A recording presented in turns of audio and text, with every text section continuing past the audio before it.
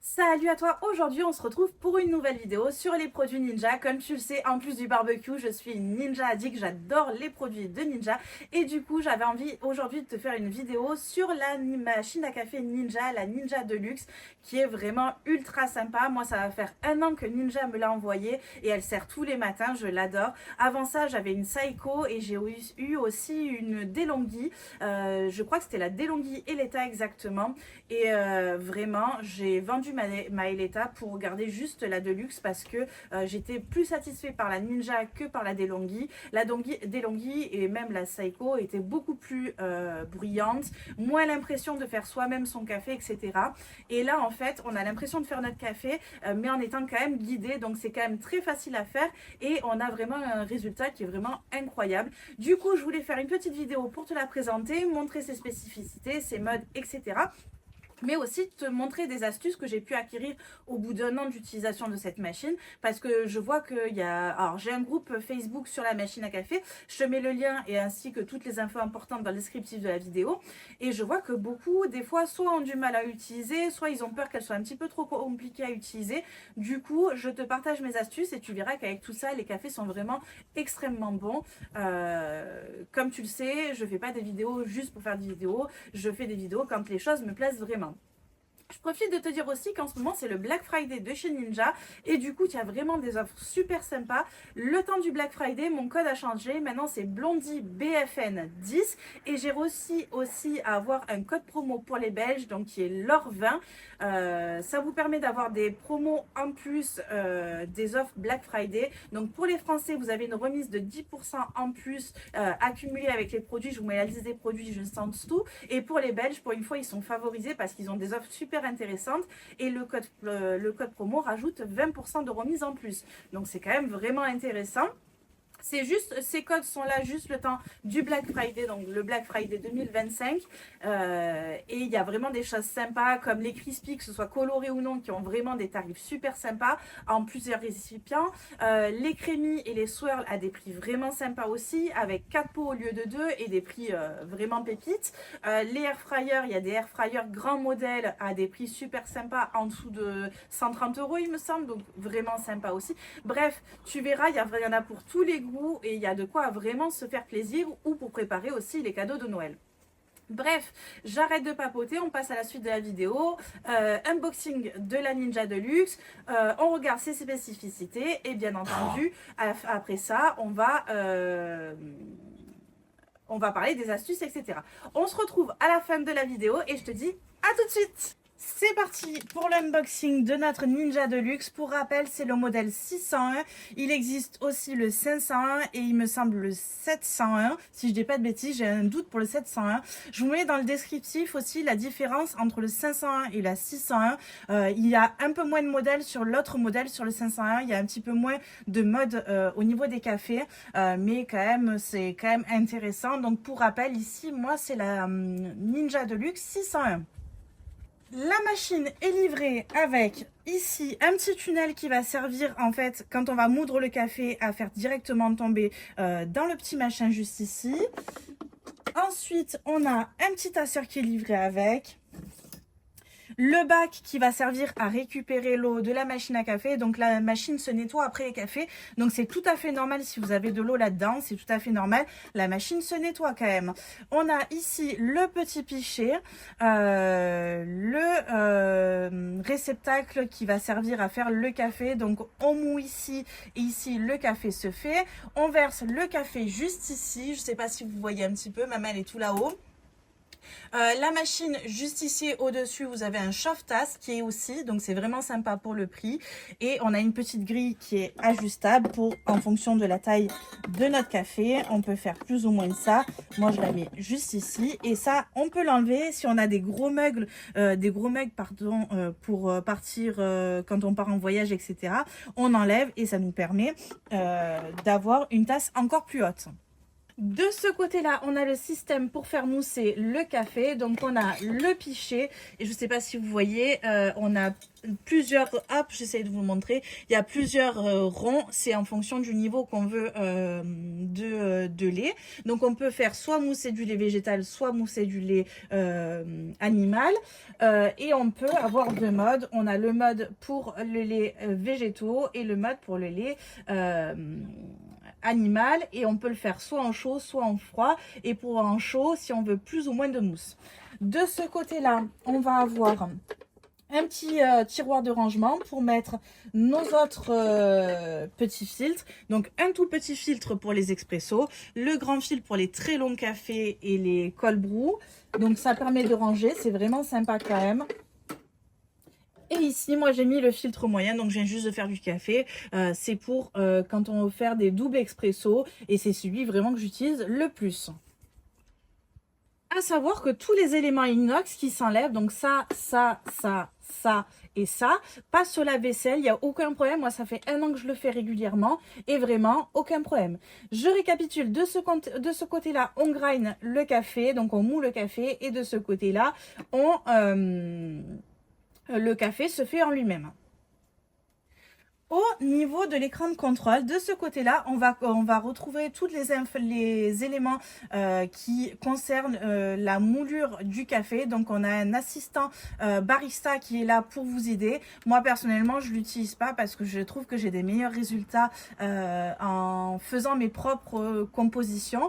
Donc, de ce côté-là, ça va être ici notre choix de mouture à nous-mêmes, et ici le choix de l'assistant barista. Vous avez une molette qui est juste ici pour tourner, pour agrandir ou réduire la mouture. Donc c'est vraiment sympa. Je crois de tête ça va jusqu'à 22.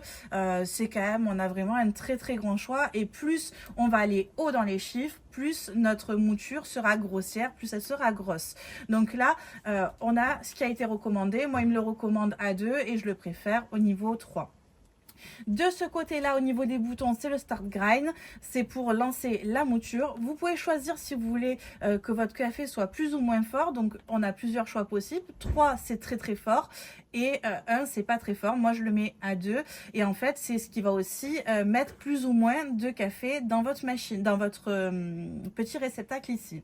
Le bouton Power, le bouton Discal.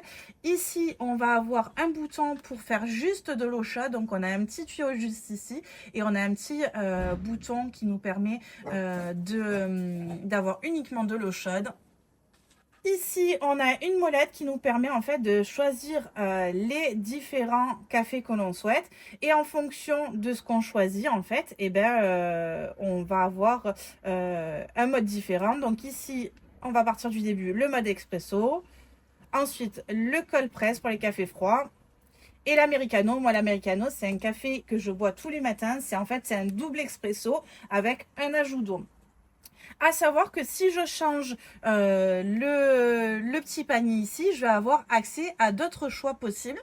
Comme vous pouvez le voir, là, je viens de mettre le très grand format au niveau de mon petit réceptacle. Et si je l'insère ici, hop, il me détecte que j'ai mis le très grand panier, et je vais avoir plus de choix au niveau de mes boissons, avec par exemple ici le mode riche. Donc c'est un café qui va être très très long, un peu le style de café américain par exemple. Le classique qui est un petit peu plus court. Ensuite over ice, c'est pour les cafés froids. Et le cold brew, donc vous voyez, il détecte en fait la taille de nos cafés, mais je peux aussi choisir si je veux un long plus, donc je ne sais pas si vous le voyez à l'écran, mais je peux choisir aussi la taille de mon café, un XL, un S si je veux quelque chose de beaucoup plus court, S+, M, M+, L, L+, XL. Donc vraiment, on a énormément de choix sur la machine. Si on veut configurer notre café, elle est ultra polyvalente, et en fait, elle détecte directement les paniers qu'on met dessus. Et en fonction de ça, elle va nous proposer différents modes au niveau des cafés. Là, par exemple, je vais le faire avec vous. Je prends le panier médium. Non, c'est même pas le médium, c'est le plus petit, celui-ci. Donc, c'est le tout petit. Je viens le placer juste ici. Donc, hop, je le clipse. Et si je le mets dans ma machine. Il vient de détecter que c'est le tout petit panier et là mes choix vont s'affiner. Donc j'ai le droit à expresso, americano et c'est tout. Donc j'ai le droit à que ces deux modèles avec le petit panier. Je reprends mon panier médium parce que c'est vraiment celui que j'utilise le plus. Je le replace, hop, juste ici. Je remets ici et là il m'a bien détecté le double. J'ai le droit à expresso, americano, cold press et c'est tout. J'ai toujours droit à l'eau chaude et par contre vous voyez on n'a pas le droit de, il n'y a qu'avec le très grand panier qu'on a le droit de choisir si on veut un petit ou très grand café.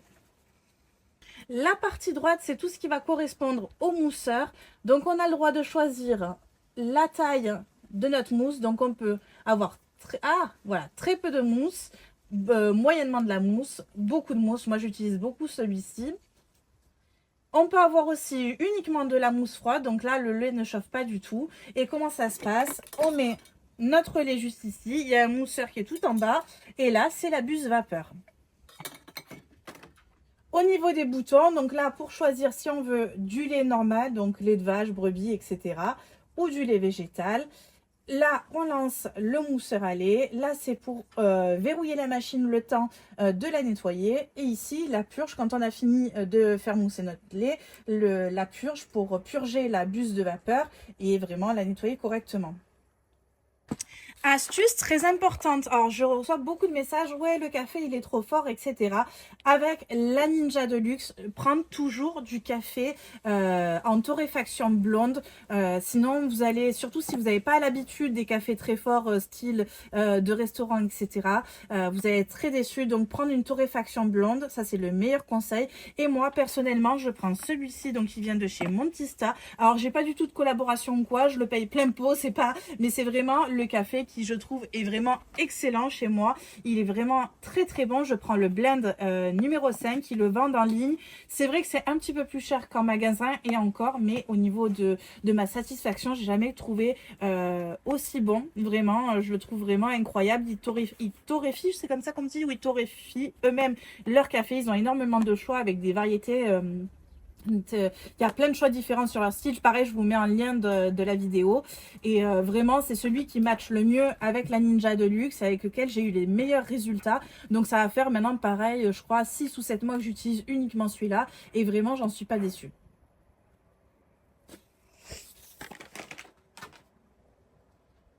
Pour vous montrer un peu une torréfaction blonde, ça ressemble à ceci, donc c'est un petit peu plus clair et vraiment, moi je trouve vraiment que ça a fait la différence. Depuis que j'utilise ça, j'ai plus du tout de déception. Pareil au niveau de la mouture, pour que vous ne soyez pas déçus, surtout si vous commencez, moi je choisis toujours le mode moyen au niveau de la force de mon café. Et là donc parce que vous savez qu'elle se règle par rapport au café qu'on met dedans. Pour le blend 5 de chez Montista, j'utilise la mouture 3 par rapport à ce que me propose l'instant barista. Mais sachez que de manière générale, les machines à café se règlent au niveau des moutures entre 5 et 8. Donc des fois, c'est peut-être le petit regret que j'ai au niveau de la Ninja, l'assistant barista, des fois ne fonctionne pas très bien, surtout si vous l'avez mal calibré au début. Et c'est vraiment important de bien calibrer votre machine. Je vous remets comment on fait juste en dessous d'ailleurs. Sinon vous allez être déçus. Et si vous voulez pas suivre l'assistant barista et être vraiment content dès le début, mettez-vous sur une mouture entre 5 et 8. Moi je vous conseille plus 5 que 8 et vous verrez déjà vous aurez un meilleur café.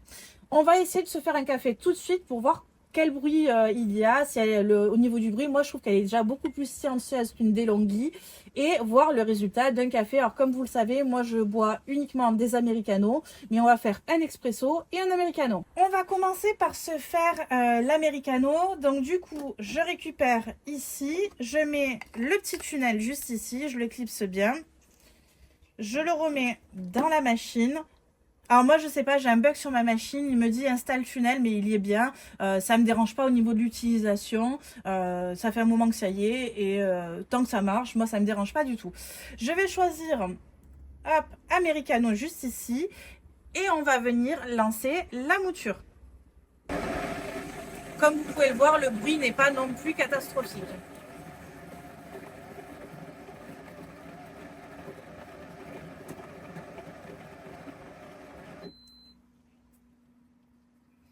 Ça finit de moudre, je récupère ici et je vais venir tasser mon café. Alors pas besoin d'y aller comme un bœuf. Je récupère ça, je range mon petit machin et je vais venir clipser juste ici. Alors ce qui est vraiment sympa, c'est vous ne voyez pas, mais juste ici, il y a le chauffe-tasse à gauche, donc par ici, au-dessus. Et vraiment, par rapport au prix de la machine, très peu de machines à café l'ont et je voulais le faire remarquer. C'est notre americano. Je vous ai pris une tasse que je viens de rincer qui est transparente pour qu'on voie vraiment le résultat. On met juste ici et je lance. Donc en premier lieu, elle va venir ajouter de l'eau. Oh, hop, c'est parce que ma tasse est mal placée. Voilà. Donc l'americano, elle vient verser d'abord de l'eau. On peut suivre le processus juste ici.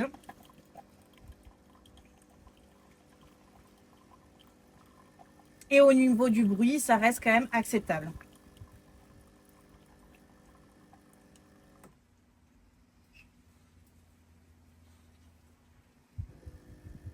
Et là, ensuite, elle va venir verser un double expresso.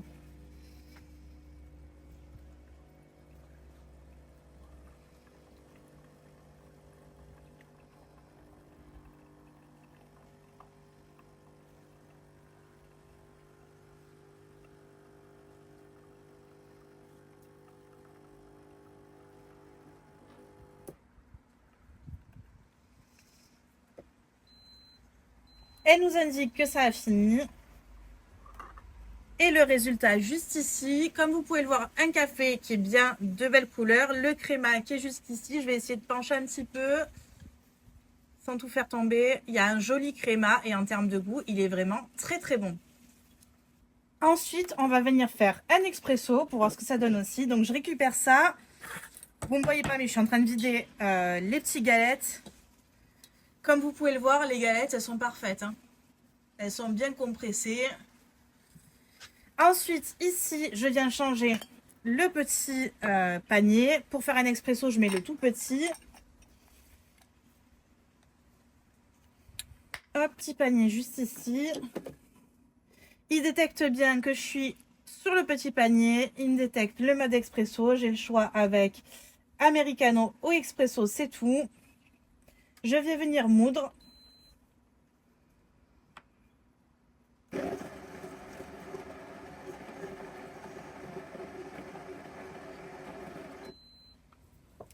Pareil, je récupère. Je viens tasser. Voilà. Ça me donne ceci. Je ne sais pas si vous voyez correctement.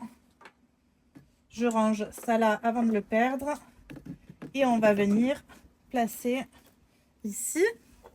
Je mets ma petite tasse en dessous. Et on va venir. Alors là, il va falloir que j'ajuste parce que j'utilise pas trop les expressos.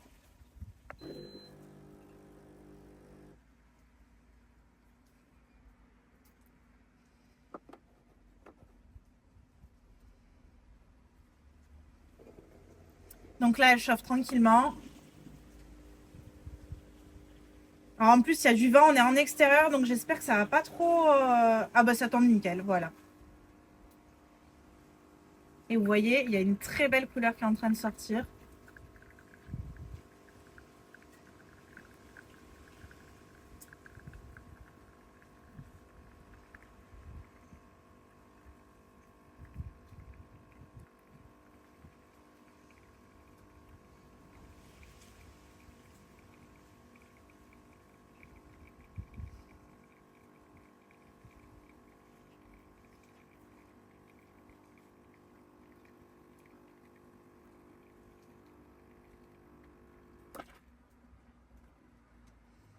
Et au niveau de la taille, c'est parfait. Vous avez un magnifique créma juste ici. Et c'est vrai que ma tasse était quand même particulièrement petite, mais le volume est quand même sympa. Dernière chose, on va venir tester le moussage du lait. Donc j'ai pris du lait, moi je prends toujours du lait frais. Essayez de favoriser du lait entier si vous voulez vraiment encore plus une jolie mousse. Et je fais souvent aussi le lait végétal, ça marche très très bien. J'utilise du lait végétal barista et j'ai vraiment souvent du lait d'avoine et j'ai vraiment de superbes résultats. Là j'en avais plus, donc on va prendre juste du lait de vache. Je vais le mettre donc en mode milk. Je viens ici. Donc j'ai plusieurs choix possibles en termes de taille. On va prendre le milieu. Donc vous avez les mêmes repères à l'intérieur. Hop, je vais pas en faire gaspiller de trop parce que je vais peut-être pas forcément le boire tout de suite. Je mets... Et ensuite, je vais venir sélectionner, donc là il est en froid, moi je veux beaucoup de mousse, donc je vais le mettre ici. Sachez que vous pouvez rajouter aussi un petit peu de cacao, un peu de miel, un peu de sirop d'érable, un peu de cannelle. Mais vous pouvez directement le mettre dedans, évitez juste que ce soit trop épais, sinon le mousseur va galérer. Mais vous pouvez très bien faire votre mélange juste là pour faire des vrais chocolats chauds bien mousseux, du lait chaud, un peu de poudre de cacao et ça vous fait les chocolats chauds comme au restaurant.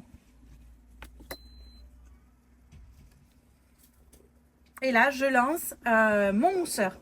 Donc, il va y avoir la buse vapeur qui va envoyer la vapeur pour venir faire chauffer le lait et le mousseur qui va venir monter le lait et monter la mousse.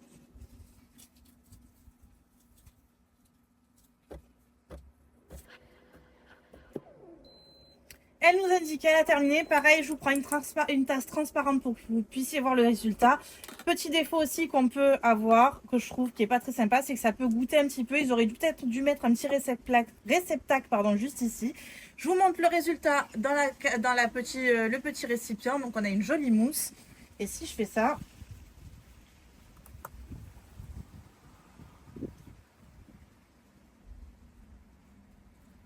on a un très très beau résultat.